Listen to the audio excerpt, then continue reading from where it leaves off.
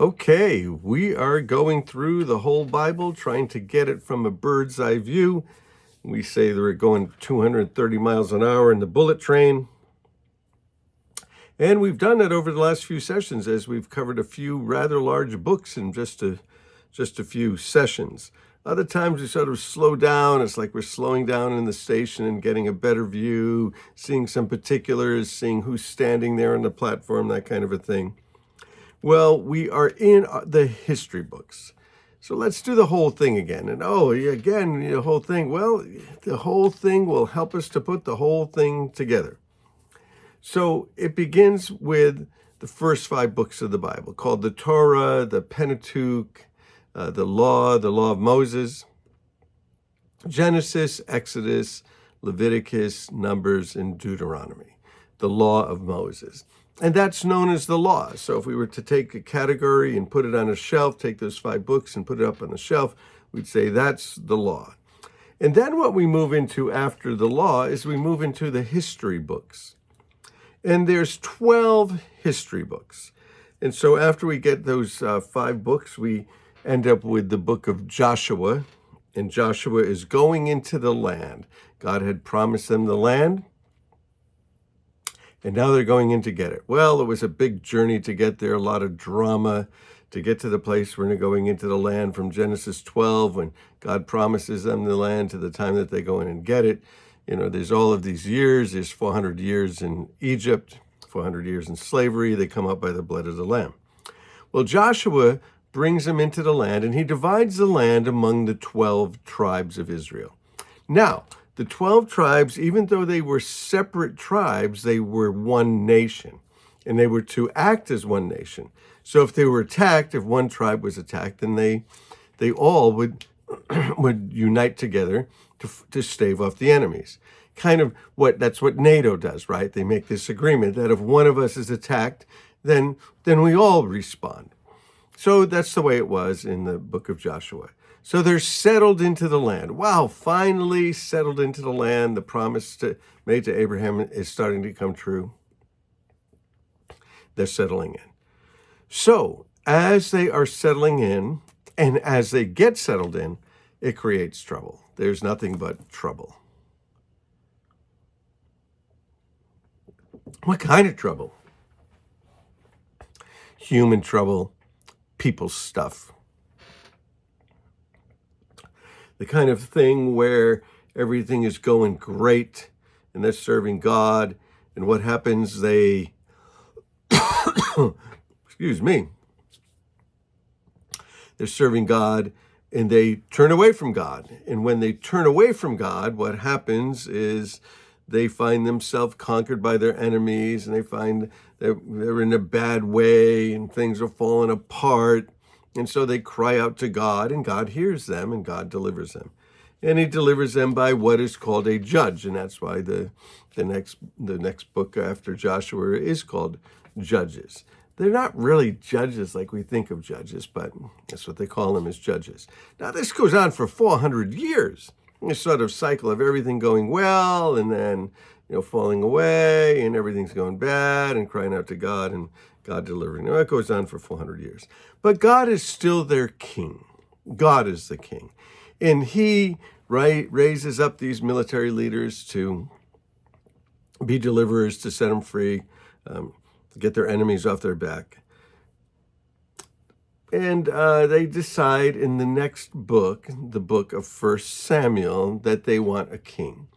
And it all starts with this lady. I love it. Just starts with this lady who can't have a child. She has a miracle child, and he becomes a prophet.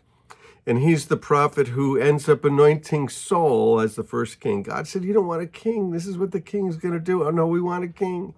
Well, exactly like God said, he did it. It was a mess.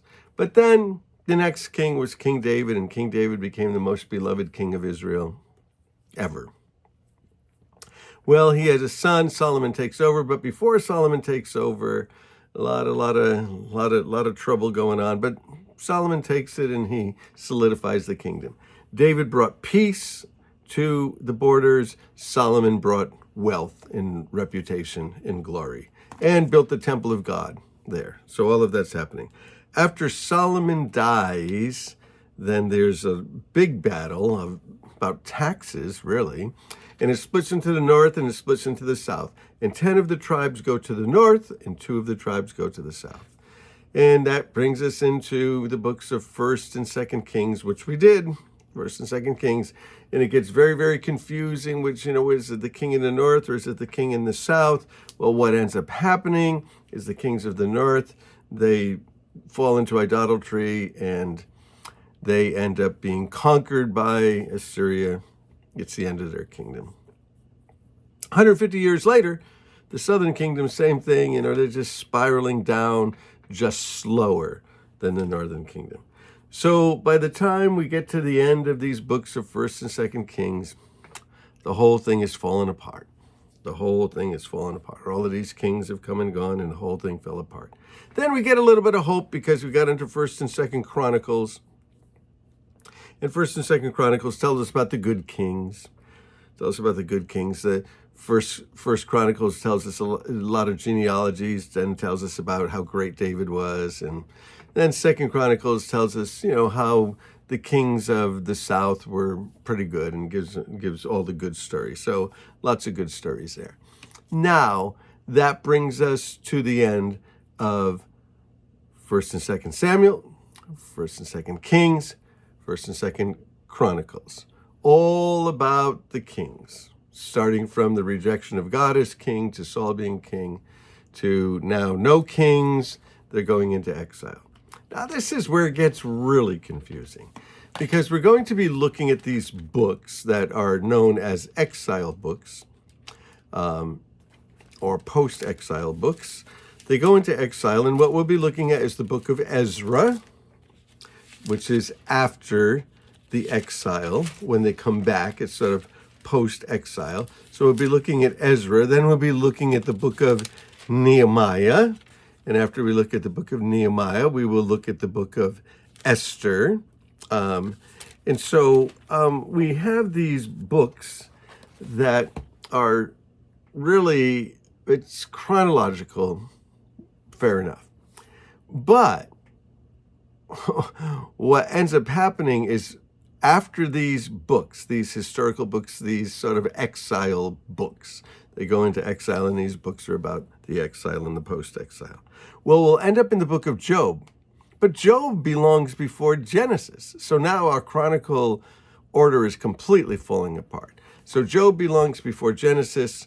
We'll get to the book of Proverbs, Psalms, before we get to the Proverbs.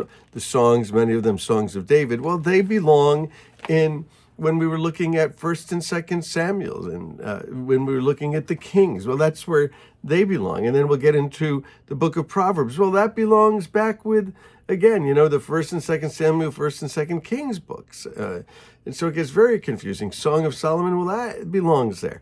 Then we'll move into all of these prophets. Well, the prophets belong there in 1st and 2nd Kings, for 1st and 2nd Chronicles. So it gets very, very confusing, and it's going to be hard for us to follow. But if you can get that much, then we're going to get there. That they went into exile, and we've got these books about the exile.